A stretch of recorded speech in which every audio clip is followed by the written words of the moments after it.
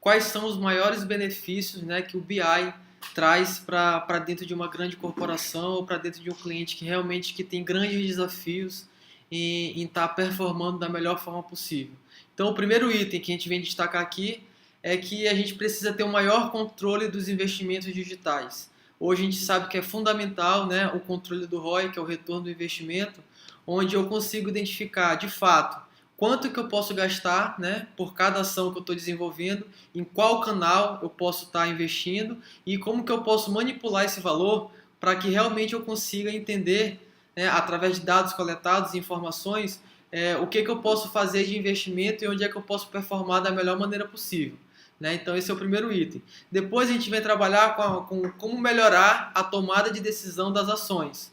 Ora, se eu sei qual canal tem o maior retorno de investimento, eu consigo ter uma tomada de decisão em cima, por exemplo, do canal que eu vou investir na minha próxima campanha ou até mesmo na campanha que está acontecendo atualmente. Com isso, eu consigo diminuir o meu esforço operacional. Tá? A partir do momento que eu consigo criar inteligência, onde eu consigo entender padrões e eu consigo ver em tempo real quais são os canais que estão performando de uma maneira melhor, eu consigo identificar, né, eu consigo fazer esse processo automático, consigo reduzir custo de link patrocinado, enfim, a gente consegue dar uma reduzida no operacional do controle da mídia. É muito importante a gente entender a origem dos nossos visitantes. Né? Com essa informação, eu consigo saber, né, qual é o canal que está trazendo mais visitantes, qual o canal que está tendo mais leads, qual o canal que engaja mais. Então, por exemplo, eu consigo mapear e saber a diferença entre visitantes que vêm do Google orgânico, por exemplo, e visitantes que vêm do Facebook ou do Google Link patrocinado. Geralmente quem vem do orgânico passa um tempo maior de página, tem um engajamento maior e geralmente ele sabe o que ele quer, o que ele está buscando dentro da aplicação. Isso envolve muito a questão da análise comportamental, né? Eu entender de fato como que um visitante age dentro de um canal, o que ele está fazendo dentro de um canal, e muitas das vezes o canal ele é um fator determinante para a gente entender, né, como que o usuário está se comportando dentro do nosso processo da jornada do consumidor. A capacidade de desenvolvimento de relatórios avançados é fundamental para que a gente faça a coleta real dos dados, né, de acordo com a regra de negócio. Né, a gente sabe que o Google Analytics ele fornece, né, as informações básicas, mas muitas das vezes eu preciso ir muito além. E esse além ele só acontece quando a gente começa a customizar o relatório de acordo com a regra do negócio. Os dashboards customizados em real time eles vão ajudar a gente controlar o projeto em tempo real.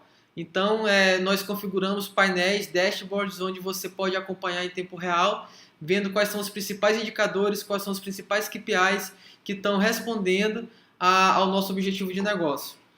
O acompanhamento do funil de conversão, ele é muito importante para a gente entender onde que está acontecendo a maior saída do nosso usuário ou o que está acontecendo no nosso fluxo de conversão. Se eu determinei o passo a passo de uma conversão, eu consigo ter um entendimento perfeito da minha taxa de conversão, da minha taxa de saída. Eu sei se eu tenho algum problema na minha aplicação, se o meu fluxo de caminho de conversão está muito longo, se eu tenho algum formulário que está prejudicando o andamento e o progresso desse usuário dentro do funil. Então, a gente sabe a taxa de conversão da primeira etapa para a segunda etapa, para a terceira etapa. Isso é muito importante para eu identificar quantas pessoas a gente tem que colocar no topo de funil, para saber quantas pessoas, quantos usuários vão sair na última fase do funil. Tá? A gente analisa quais são os objetivos macro e micro, né, que é o que a gente chama de macro e micro conversão. Por quê?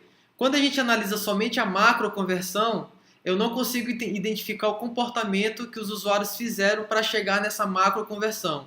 Quando eu desenvolvo estratégias onde eu consigo mapear as micro conversões, fica muito mais fácil a gente entender qual foi o caminho que o usuário tomou para chegar nessa macro conversão. E aí a gente consegue ir pontuando, a gente consegue ir vendo, né, como que o nosso projeto digital está performando relacionados às metas que a gente vai configurando dentro do projeto. Isso tem muito a ver com o entendimento da jornada do consumidor. Se eu sei o que o meu consumidor na fase de consciência, que é uma fase topo de funil, ele está fazendo, né, quais são as metas que ele está concluindo, se ele está baixando algum tipo de material rico, se ele está tá tendo algum engajamento maior numa determinada página, eu consigo entender que esse tipo de comportamento, por exemplo, ele pode ser um grande influenciador para que ele chegue na tomada de decisão lá na ponta, que no nosso caso aqui, é converter um novo aluno. Os testes AB para usabilidade, eles são fundamentais porque eu posso testar, né, em tempo real quais são os módulos ou quais são os objetos e as aplicações que estão desempenhando a sua função. Então, por exemplo, geralmente a gente trabalha muito teste AB com frases de call to action, por exemplo, né, que são as chamadas que a gente convida o usuário a tomar dentro da nossa aplicação. Então, às vezes um elemento ele precisa estar mais em cima e a gente coloca um pouco mais embaixo. A gente começa a medir as taxas de conversões, por exemplo, de clique de botão. Isso é um exemplo de um teste AB, de usabilidade. As segmentações avançadas, elas dão visões para a gente bem estratégicas do segmento que eu quero avaliar. Então, por exemplo, eu posso muito bem criar segmentações onde eu vejo o comportamento de pessoas que converteram alguma meta ou pessoas que não converteram nenhuma meta. Assim como também eu posso estar mensurando segmentações por canal. Eu posso ver todo o comportamento de pessoas que vêm do Facebook, do LinkedIn ou pessoas que vêm de outro tipo de canal de mídia. Eu posso também identificar qual o comportamento de novos usuários para comportamento de usuários retornantes. Isso dá alguns insights para a gente de comportamento e vai fazer com que a nossa análise seja mais profunda. Eu consigo identificar tendências. A partir do momento que eu tenho uma coleta de dados e que essa amostragem de dados seja suficiente para eu entender e identificar uma tendência, é importante para que nas próximas campanhas a gente entenda o que está funcionando e qual que é a tendência do meu público, do meu persona para esse projeto. O acompanhamento das taxas de conversão, eles são fundamentais porque eles envolvem diretamente a questão financeira e a questão de metas e de números no resultado final. Então, se eu tenho uma taxa de conversão muito baixa, significa dizer que eu preciso melhorar todo o meu processo da jornada do consumidor. Eu tenho taxa de conversão tanto de visitante para lead, de lead para oportunidade e de oportunidade para cliente. Todas essas taxas de conversão são importantíssimas para que a gente consiga realmente atingir a meta convencionada no nosso planejamento, nos nossos objetivos e metas lá no começo do projeto. Com todo esse trabalho de BI, um ganho muito importante que a gente adquire é que a nossa receita ela passa a ser previsível. Eu começo a entender, eu começo a fazer uma análise preditiva de quanto que vai ser o faturamento, né, da instituição ou das instituições.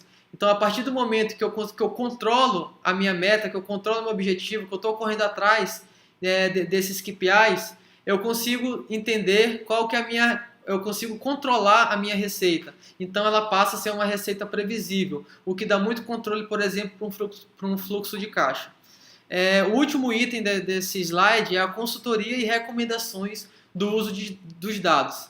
Não adianta nada a gente ter vários dados, né? A gente sabe que o mundo do Digital Analytics é um mundo cheio de números e métricas, onde se eu não tiver a disciplina e a condição de cruzar esses dados para transformar esses dados em informação, eu acabo não gerando insight de valor e os tomadores de decisão acabam não performando e não tomando realmente a sua tomada de decisão baseada nos dados coletados.